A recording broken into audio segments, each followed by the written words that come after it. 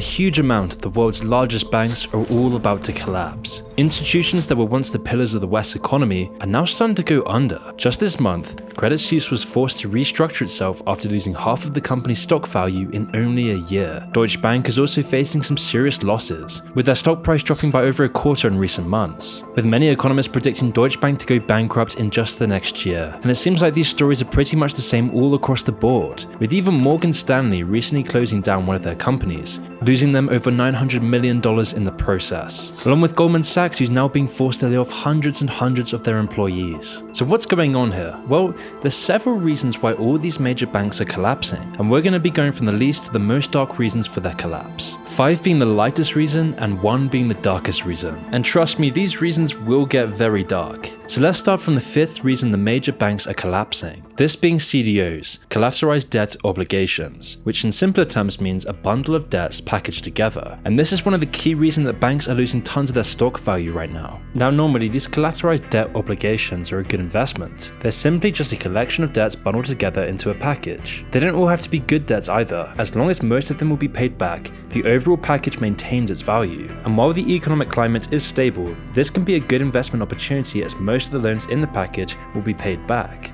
But if some sort of crisis happens and most of the debts go bad, then the CDO itself loses masses of value. And this happened before the subprime mortgage disaster of 2008. You see, before the crash, lots of investment banks saw these products as a good investment. So long as nothing catastrophic happened, they would make money. The problem came when attention stopped being put on how stable these debts really were, and instead on how much money could be squeezed out of them. Banks then started investing more and more into CDOs, and even began creating them out of thin air, filling them with bad loans. And so it didn't take long for this banker exploitation to reach a breaking point, creating a massive debt bubble. And when the bubble popped, it became the main cause for the Great Recession, as the banks found out that the billions and billions they put into CDOs were now worthless, all simply because investment banks had gotten too greedy. But in a bubble, they're like a live hand grenade, just waiting to explode. But the reason why people continued with this is that the CDO market was worth over $200 billion. That is a lot in banking bonuses for the executives. And that's why, even though you'd think surely the bank should know the risks by now, they haven't actually learned their lesson, because this money is too big to ignore. And time after time, these big banks have shown themselves willing to take advantage of any lucrative opportunity, no matter the consequences. But what people didn't expect was that these banking titans could actually collapse. Before the 2008 financial crisis, everyone talked about the banks like they were the Titanic. It was too big to fail. If these banks actually did fail, the consequences would be unimaginable. When Lehman Brothers and Bear Stearns both collapsed, it was unprecedented. But it seems like those privileged few at the top of the banking world have failed to learn any lessons, because the banks of today have made the exact same mistakes, and the consequences will affect each and every one of us. Because when the banks collapse, when the economy crashes, the taxpayers are the ones who have to eventually bail them out. And lucky for you, CDOs are back, the very same products that led directly to the 2008 financial crash. In fact, the CDO market is booming. It's expected to reach over $185 billion by 2026, almost back to its 2008 levels. But an even more concerning thing about this is that synthetic CDOs are also on the rise as well, and at an even faster rate. Now, to make clear, synthetic CDOs are where banks bet on CDOs keeping their value. This means that investment banks can stake even more money on the same CDOs, creating a massive house of cards. So when it all blows up, the bank's losses are only multiplied. In fact, these were some of the most damaging assets in the financial crisis, the ones that brought the big banks to their knees. And surprise, surprise, the amount of synthetic CDOs is on track to quadruple this year, rising to around $40 billion. With a record like this, it's no wonder so many major banks are close to failing. They've become so comfortable in their position at the top that they thought they were again above the law. And to be fair, in many ways they're right. Pretty much nobody was arrested after they crashed the entire world's economy in 2008, all for their personal gain. So if they could extract personal billions, why not do more exploiting now? If the same thing happens again, and these banks collapse under the weight of their own crimes, the world's governments may again bail them out a second time, all being paid for by your taxes. I mean, after the last financial crisis, only one banker was arrested, but this is only the start of the major banks' reckless actions in the last decade, which leads us on to the 4th reason that the banks are in deep trouble right now, and that being corruption. For example, both Credit Suisse and Deutsche Bank have been involved in numerous controversies over the past few years, and each year they've been getting worse and worse. Credit Suisse alone has roughly had at least one major crisis every year since 2017. They broke their streak in 2020, but they made up for it this year with 4 separate scandals. And while Credit Suisse is just one bank, they're symptomatic of a much wider, deeper corruption in the banking industry. And Deutsche Bank has also dealt with their fair share of bribery and corruption scandals in the past few years, as have most other banks across the world. But to understand how it's so awful today, we need to get some context on how the banks got more and more corrupt. During the early 2010s, Credit Suisse were involved in a massive scandal that rocked the financial world, and it all centered around Mozambique. And this scandal would be the start of Credit Suisse's slippery slope of corruption. You see, Credit Suisse had made a deal to organize some harmless-looking investments into the Mozambique fishing industry, and over the years they continued to broker more and more loans to the country's finance minister, Manuel Chang. These were intended for use in the country's fishing industry and to generally better the lives of its citizens. By giving more money to Mozambique, they would develop the Mozambique economy, giving the Mozambique people more jobs, and in return more money to spend back in their economy. And so at first this seemed great, and by the end of 2016, Credit Suisse had organized over $1.3 billion in loans to one of the poorest countries in the world, all destined to be invested into the tuna industry. This money came from all sorts of investors around the world, but of course this seemed all too good to be true, as lots of this money went strangely missing. In fact, a large part of the funds never even got to the people they were meant for. Instead, it went straight into the pockets of corrupt officials in Mozambique's government. But in addition to this, around $50 million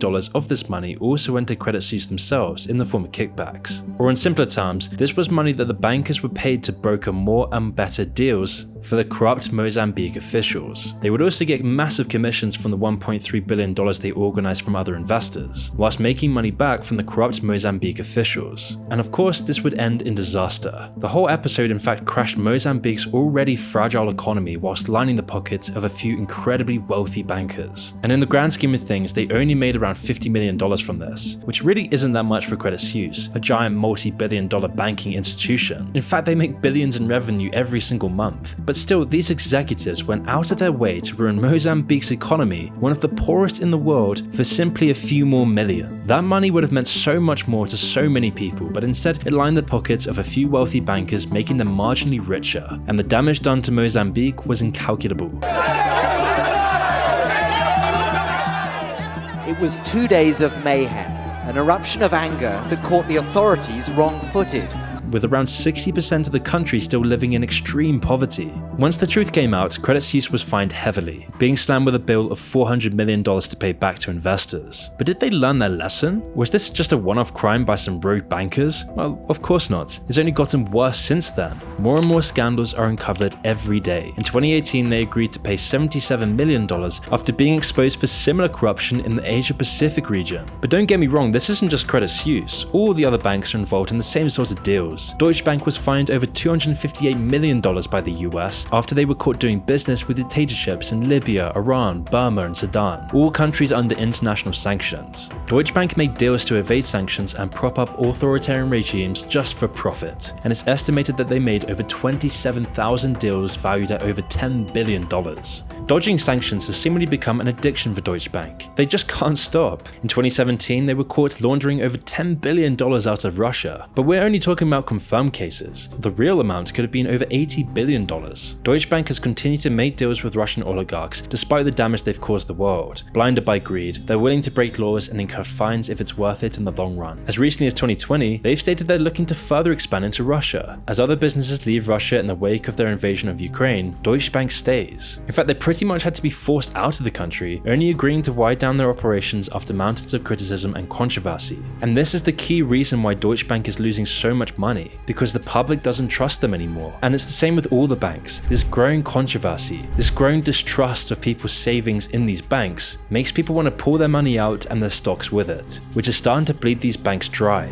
Citigroup, the 6th largest investment bank in the world, has also ran into trouble recently. Like all these banks, they were fined $400 million by regulators for dangerously risky business practices. The bank, which has already received a massive bailout from taxpayers after the 2008 crash, was found to have been reckless in their neglect of risk management. You would think that nearly collapsing just a decade before would be enough incentive to clean up their act, but it wasn't. Citigroup didn't pay any mind to risk management and instead made a series of blunders, culminating in accidentally accidentally sending a company $900 million more than they were meant to. Instead of sending some creditors the interest on a loan, they instead sent the full amount by mistake, and it's unlikely that they'll ever get this money back either. In response, they fired their CEO and pledged to put $1 billion more into risk management services, but the damage had already been done. And they're just like all these other banks. They couldn't care less about the consequences of their actions on society, everyday working people, and their own company. And that's why during this recession, people are pulling out of these major banks, because time after time, they are showing themselves to be incompetent and dangerous. Now, we don't have time to go into all of the controversy surrounding these investment banks, but hopefully just understanding just some of these cases makes you realize how decrepit the banks truly are. The amount of money that these investment banks have been leaking to fines and penalties, and their disastrous actions to society is astronomical. And they get away with this because usually these banks are able to afford it. And that would still be the case if it weren't for the third reason that investment banks are due for a huge collapse.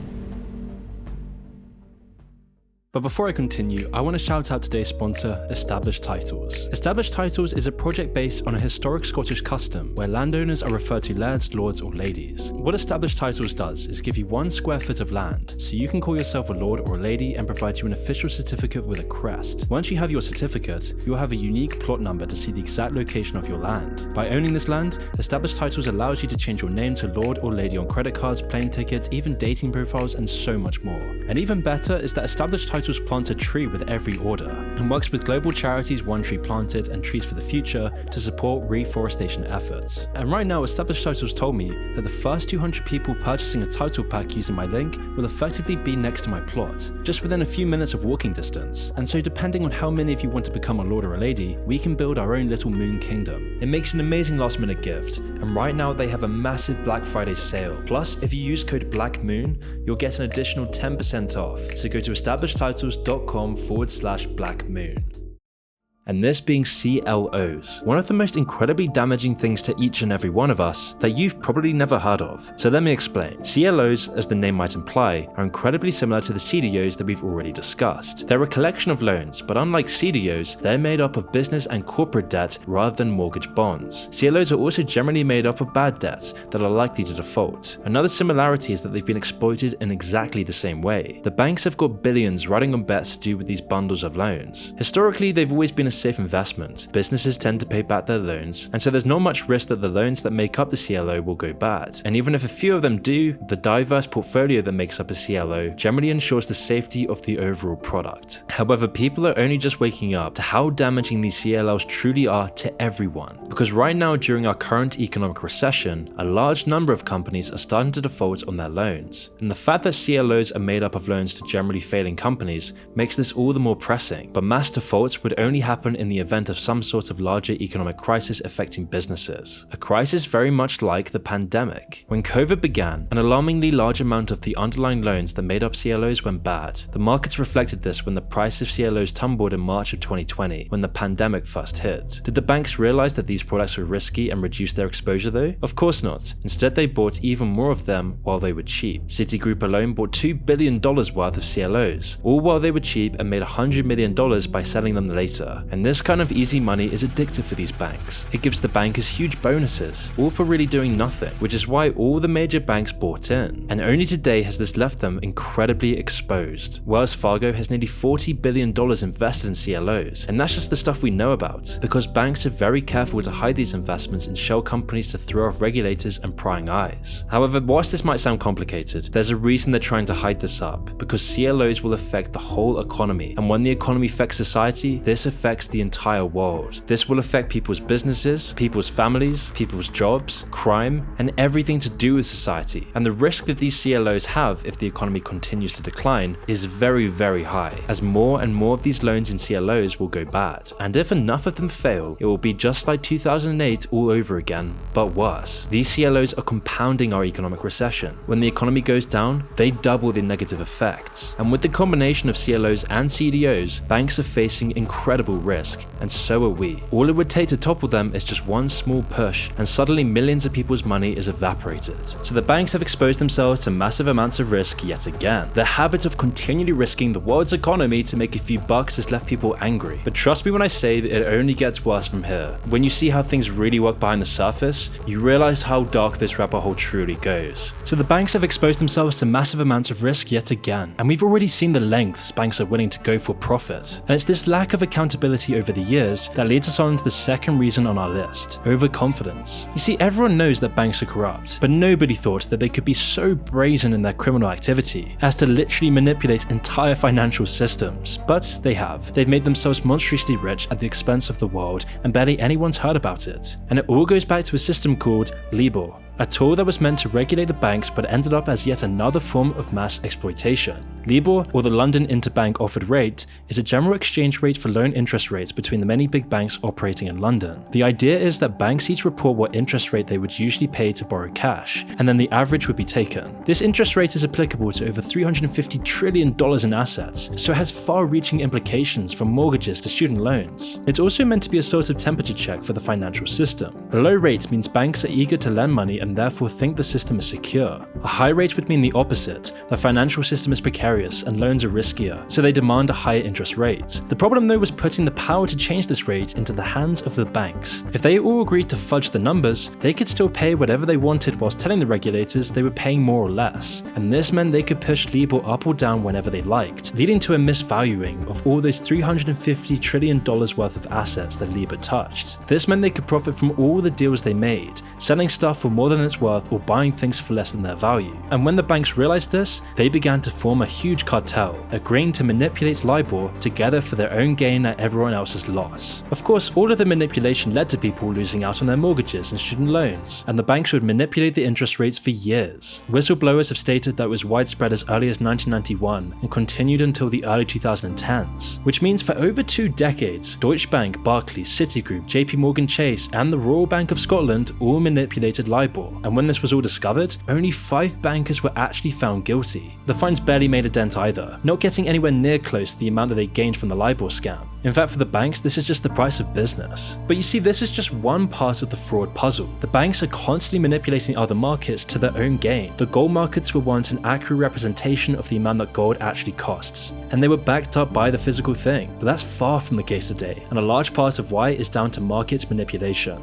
Trades on gold rose significantly, far outweighing the actual amount of gold there is. It got to the point that 250,000 tons of gold were being traded every day, and to put into perspective, this is more than has ever been mined in all of history. And with algorithms, masses of made-up gold and silver could be traded in a split second. This was prime for abuse, and JP Morgan were quick to exploit the gold market. They had such influence and weight on the massive gold market that JP Morgan could manipulate it however they wanted. They used algorithms to feign interest in gold, creating imaginary demand or supply for it, and when the market moved up or down in response to the faked interest, JP Morgan could profit off the difference. Eventually, they were fined $920 million for doing just this, so you can only guess that they made a hell of a lot more from the scam, and the sheer amount of scams the big banks are running, combined with the lack of consequences, has made them unafraid of getting caught. Because if the banks eventually collapse as they did in the 2008 recession, the governments have to bail them out. These banks are so confident on being bailed out because they know how much leverage they have over governments and society, which is why they're not afraid of collapsing. These fines could cripple them, but they know they'll likely be bailed out, because if they're not, this will affect millions of people's personal banking accounts. This will affect government debt. This will affect entire economies, entire households. The government can't risk the major banks falling, and so the banks understand how much leverage they have over the world. And it's this overconfidence that leads the banks to collapse, as they always know they'll be resurrected. But there is another reason why the banks are getting so overconfident. Investment banking has seen significant losses over the past few years. You see, the banks have caught wind of the coming crisis and have been scrambling to make money in any way possible. And it's this current recession we're wallowing in that is the final reason the banks have gotten so cocky recently. So far, we've only talked about things that the banks have actually done themselves to ensure their own downfall. And whilst it's a long list, it isn't the only thing working working against them. Greater macroeconomic factors have been building for quite some time now. Wars, supply shortages, and the massive effects of COVID have led to an unprecedented downturn in the world economy that shows no signs of stopping. And the banks certainly aren't going to be safe from the recession either. In fact, investment banks specifically are already starting to feel the pain, with investment banking now being a shrinking market. During 2021, investment banking revenue dropped by a shocking 38% from what it was just a year before. Along with all the things we've already talked about, a recession simply makes people less willing to use the bank's services. Companies have stopped going public as well in the face of an unstable market, and this has taken a huge chunk out of the bank's profits. All of this has led to what JP Morgan's CEO calls a coming hurricane. And considering the houses of cards we've described, it's unlikely that all the banks will survive the storm.